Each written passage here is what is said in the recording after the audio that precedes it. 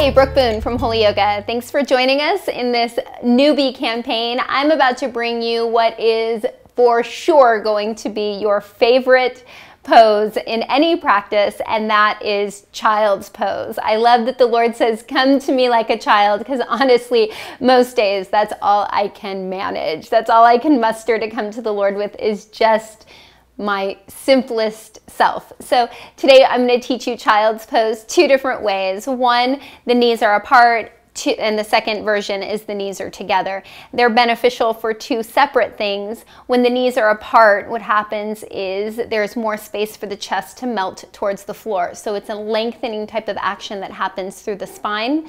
When the knees are together, there's more of a rounding. Neither one is right or wrong. It really is a preference of sensation. I would, however, caution in any posture in your practice is if you get stuck doing one thing, I would encourage you to mix it up a little bit. So if you always do child's pose with your knees wide, then do it with your knees together.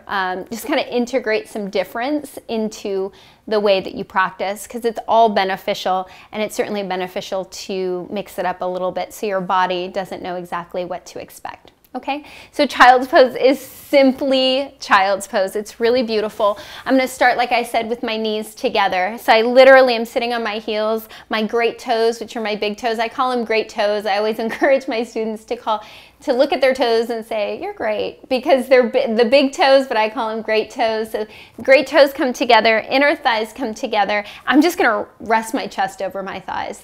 It's pretty much it. I'm going to reach my hands out in front of me, and I'm just going to tuck my chin into the hollow of my throat, maybe bringing the forehead towards the mat. Now, child's pose really is just a breathing exercise. So I'm going to give you a few moments here with your knees together to do just that. Breathe.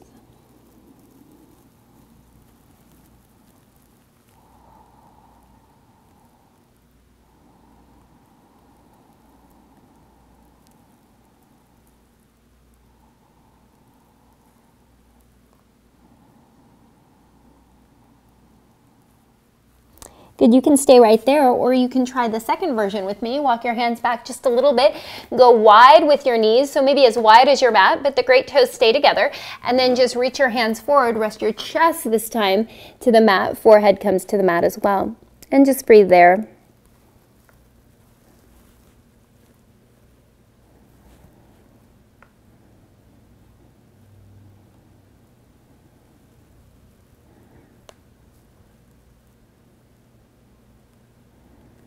Good, and when you're ready, gently walk the hands back, bring the inner thighs together, and just come back to a normal seated position.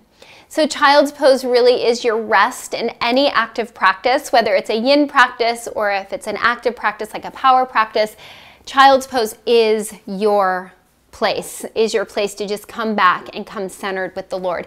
If you ever find in your practice that you're chasing the breath, the Lord is very clear about walking humbly with him.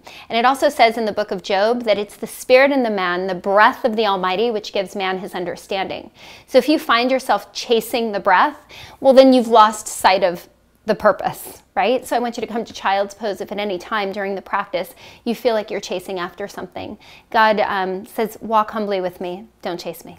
Have a wonderful day, and come on back.